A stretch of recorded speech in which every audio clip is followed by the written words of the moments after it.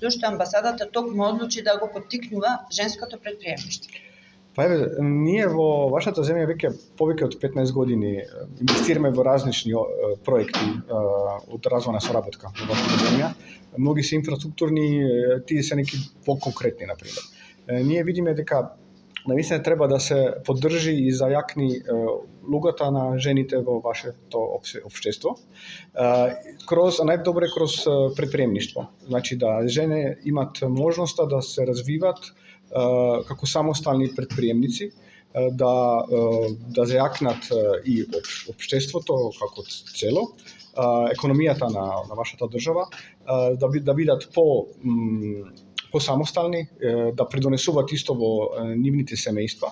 И навистина ми е драго дека денеска сме тука да видиме како тој наш проекат продолжува и во Прилеп ова година. Навистина сум среќен да видим толку млади луѓе кои се, колку слушам, задоволни со проектот и навистина и професори кои се тука од школата. Нашата цел е да некако овозможиме жените од ранливи категории, од различни етнички групи од вашата земја и младите да се пронагаат нешто ново, нешто убаво, нека традиција која може беше веќе изгубена, не знаат да прават неке ствари како што е везење, шиење, плетење, да се то вклучи во нивниот живот и да се то ствари како нека можност да се завработуваат, да може да одат на пазарот на трудот, да се зајакнуваат економски и да прават нешто добро за себе. Какви се позитивните искуства од Словенија кога е во прашање за женското предприемништво? Ќе постои ли некаква соработка помеѓу овие ученици или идни дами за да отворат свој бизнис и со дамите од Словенија? Па еве, за сега уште не сме се поврзали со Словенија да направиме нешто конкретно. Ево сега правиме овој проект веќе трета година тука заедно со Македонија Добро дојде Welcome Center, голема благодарност на нив. Пошто толку успешен проект, одлучиме да направиме ево сега двогодишен проект кој ќе се продолжи до крај на наредната година. Така да може на една фаза да направиме едно поврзување со Словенија, пошто во Словенија има многу голем проблем текстилната индустрија. Знаеме сега сите дека многу од производи се увозат од странство. А тука кај вас мислам да има многу можности да се развијат таа индустрија, поготово ако се вклучат неки традиционални вештини, традиционални начини на производство на производите. Така да тоа е за цел да се поттикне локално произведено, традиционално и да се то продава кај вас, кај вашите граѓани, може и да се поттикне туризам кај туристите кои доаѓаат во вашата земја. Правивме во соработка со Добре дојде Македонија Welcome Center. Е многу добар за учениците од текстилно-кожарската струка, затоа што конечно сметаме дека учениците ќе добијат сознание за тоа како да развијат свој собствен бренд, како да се стекнат со вештини за подоцна да излезат на пазарот на трудот сами, да се снаоѓаат и сами да се пробиваат. На крајот на краиштата, многу е битно учениците, 9 одделенците, идните средношколци да разберат дека во оваа струка ќе научат да моделираат, да дизајнираат и да изработуваат облека. Нешто кој што можат да го работат самостојно. Исто така, проектот е важен за учениците да сватат и да видат дека некогаш во постари времиња сета облека што ја носиле луѓето се изработувала рачно. Како ви интересот за оваа струка, колку имате?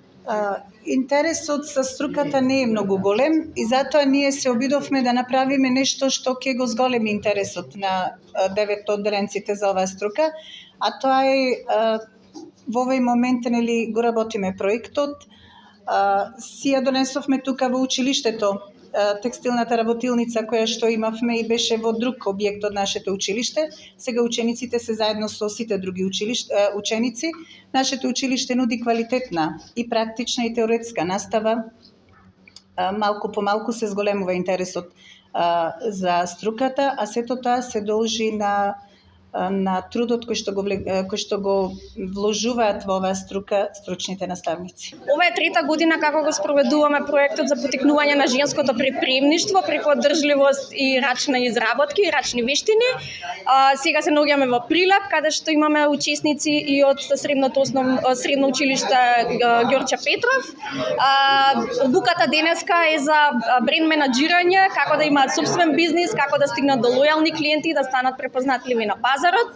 Видовме и од примерите дека имаат визија, дека има капацитет и наше е само да го поттикнеме, да го разбудиме и се надеваме дека во блиска иднина ќе станат и мои колешки. Представете се. Ирина Тошева, модна дизајнер. Директорке, на кој ниво е, кој степен женското предприемништво е, вие трета година работите и што треба да се направи во неа? Па мислам дека многу треба да се работи на женското предприемништво, бидејќи не е само дизајнирање на моделите, туку како тие да бидат препознатливи и конкурентни на пазарот.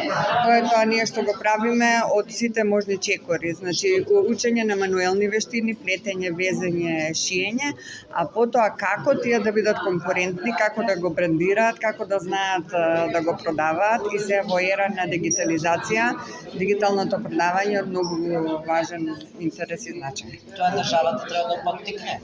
Па мислам дека државата треба да го поттикне. Ние имаме вака проекти, не поддржуваат и сме иницијална каписла. Меѓутоа, мислам дека треба да се направат многу реформи во образованието, да биде по-блиско до сегашното време, како луѓето, учесниците, учениците, жените, младите ќе успеат да направат свој производ. Бидејќи Македонија е позната по лоун производство кој само шие, а имаме многу талентирани млади луѓе кои само треба да ги поттикне некој да работат и да научат како да бидат препознатливи. Која облика најмногу те интересира да дизајнираш женска, машка, детска? Женската, фустаните најмногу ме интересираат и најмногу инспирација ми дават за понатаму, што ќе можам да ги користам и за мене и за вас, например, другите личности ако не. Што научивте од работилница? Па многу работи да шијам, да ткам, кроење има, везење, многу интересни работи што ме прават мене среќна, да речам, цртањето, посебно шијањето, тоа ми е нешто омилено, што можам да кажам. Фала ти многу. Да, користам, пошто од една блуза можам да направам многу поубав блуза што ќе имам само јас, а што ќе нема другите и што можам да понатака да ги правам од секако. Јас сум Теодора Дарковска, учам во Ѓорче Петров Прилеп, учам во текстилно-кожарската струка, сум трета година. Имам уште една година во ово училиште и во оваа струка. Задоволство ми е да се занимавам со оваква струка, да учам, се занимавам со ова нешто, понатаму па да шијам, да цртам, посебно ми дава страст цртањето кај мене. Понатаму имам желба и се надевам дека ќе продолжам на факултет, исто како со овој смер, да се надградувам со да бидам, од мала ми беше желба да бидам дизајнер, така да се надевам и понатаму дека ќе го изградам тоа нешто и дека ќе исполнам мојата желба од дете да станам дизајнер, да бидам едно свое јас.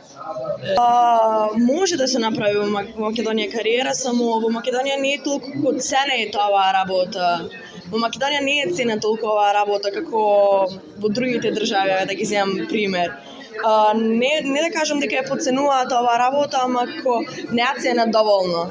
Не е доволно ценета оваа работа за да продолжи некоја чупе или машко или дете да работи, да се занимава за оваа работа.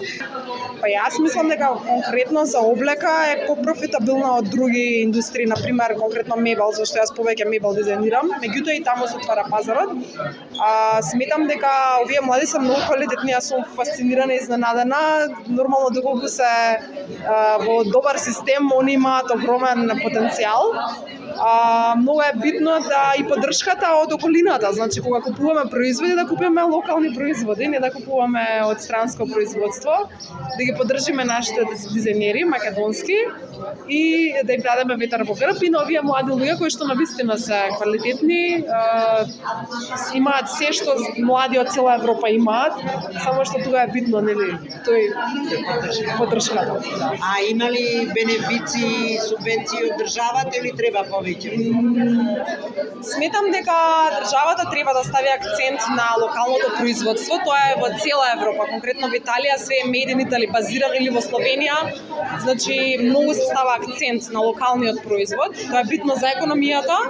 Така што битно да се организираат сајми, каде што ќе има локални дизајнери, битно да се отворат продавници, каде што ќе има изложба на локални дизајнери, каде што дизајнерот нема да плаќа киријата, него државата ќе обезбеди простор дизајнер да се презентира пред потенцијалните купувачи. Значи ова е нешто што државата може да го помогне, за жал во моментов не е така, меѓутоа така функционира во сите поразвиени економии и тоа е многу битно за парите да останат тука, нели?